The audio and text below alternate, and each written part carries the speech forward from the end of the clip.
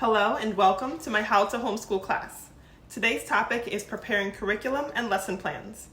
I appreciate your attending. My name is Andrea and I'll be guiding you through today's class. So I'm always curious, how did you hear about today's class and what area are you tuning in from? Please let me know in the comments. It always just gives me an idea of how our community is growing throughout the world. I appreciate your sharing. So a little bit about me. I'm calling in from Maryland, which is on the East Coast of the United States. And I'm a wife and mother of 4. So each day, my family and I, we live with 12 healthy habits to enjoy a better quality of life and also to support the success of all that God calls us to do.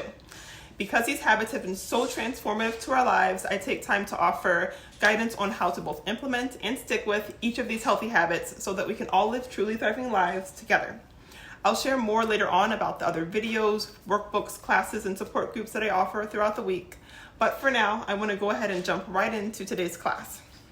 So our goal today is to get guidance on what to teach and when so that you can provide the best homeschool education possible.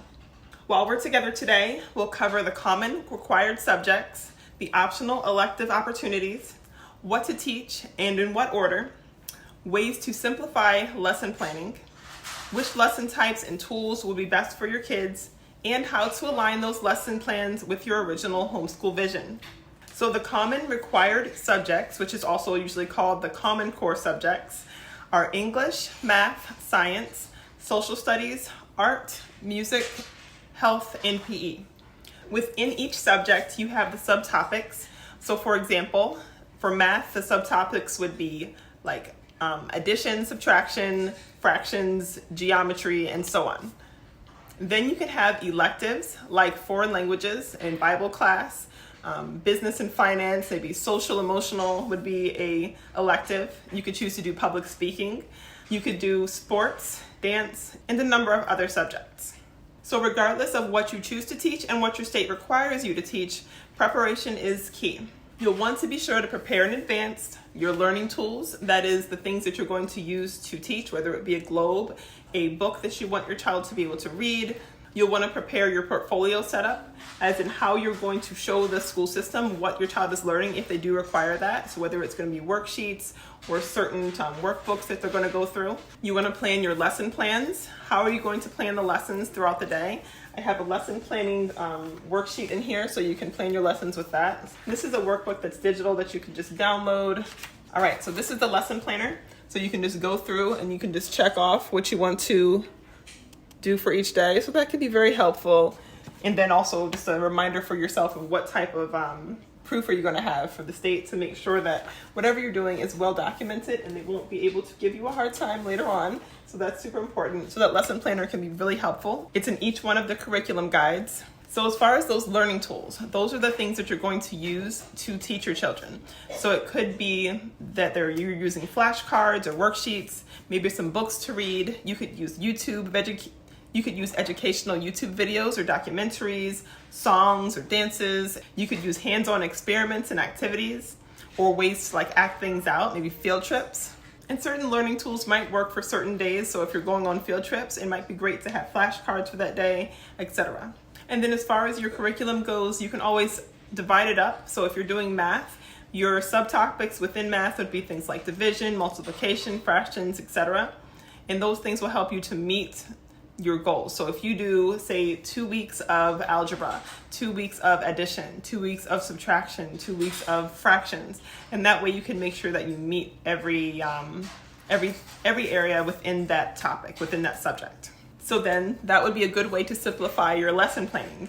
You can teach by the subject and the subtopic. So you can separate it by doing things a few weeks at a time. So for example, with science, you could teach 2 weeks of biology, then 2 weeks of chemistry, followed by 2 weeks of zoology, and so on. And then within that subtopic, say if it's zoology, you can choose something that you want to do for that week, for the next few weeks. So it could be, maybe you're doing zoology, so you could do a documentary about zoology. It could be educational videos about zoology or a worksheet about zoology. Or if you have a little more energy that week, it could be an experiment about zoology or a hands-on project about zoology. So you get the pattern, you get the idea. So you can kind of take a few weeks and let that be the inspiration for the lessons. Again, I have all these things laid out. So let me go to the science book since we're talking about science. So I have all these things laid out in here where you can see all the different academic goals for the year.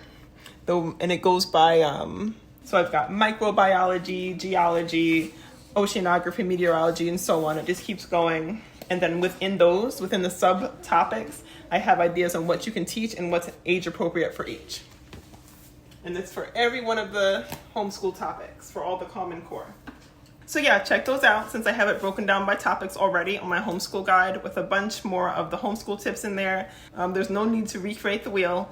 Just check it out and use that and hope it helps. So then you may be trying to figure out which lesson types are best for your kids. We want to reflect on how our child seems to absorb information the best to discern whether they are an auditory learner, a visual learner, or a tactile learner.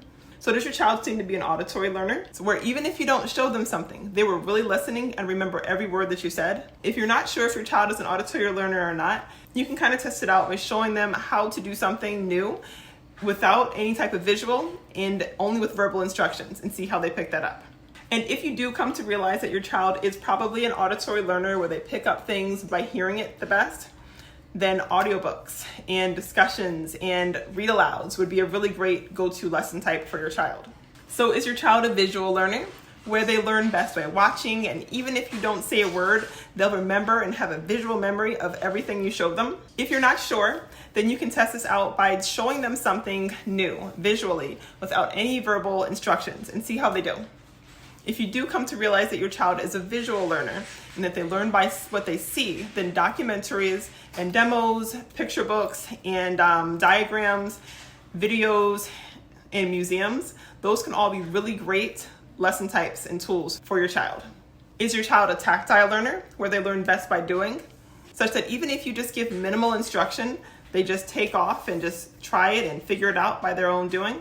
If you're not sure, you can test this out by demonstrating something and seeing how often they want to take over and just try to do the whole thing themselves. So if your child is a tactile learner, then experiments and projects and workshops, those things might be really great go-to lesson types for your child. So I always want to mention a word on making sure you're aligning these things to your original homeschool vision. So we want to make sure we align our homeschool lesson plans to our homeschool vision too. So make sure you're thinking about your vision. You can reference those sketches and those emails and those text messages and that list to make sure your vision didn't get lost as you were trying to meet the homeschool regulations and also trying to figure out if it's financially something possible. Remember, even if you can't do 100% of everything, you can at least do 50%, maybe 25%. If you can, try to work with the state, try to work with your school system on what you can do to make sure that you can obey the law while also aligning things to your vision. And you can do both. It might be a little bit extra work, but you can still meet the state's requirements lawfully and then do whatever you and your kids had dreamed of. So stick to the vision and have fun providing a unique education that you and your kids are excited to enjoy. So you may have noticed that earlier I said that my family and I will live with 12 healthy habits in order to enjoy a better quality of life. So then, homeschooling is just one of the 12. We embrace all these healthy habits so that there will be less bad habits to sabotage our efforts to obey God and more good habits to support our success as we aim to do all that Yahweh has called us to do. So for all these healthy habits, I offer guidance via videos, workbooks, classes, and support groups to help you implement and stick with these habits. So if you could use more guidance, just know I'm here to guide you. You can find details on all this on my website, which is trulythrivinglives.org. All right, so I'd love to know, how did you enjoy today's class and what questions do you have for me? You can let me know in the comments below, or if you'd like, you can save your questions for support group or for coaching. Either way, I hope that I get a chance to support you along your journey. All right, thanks again for attending, and I hope you have a blessed day.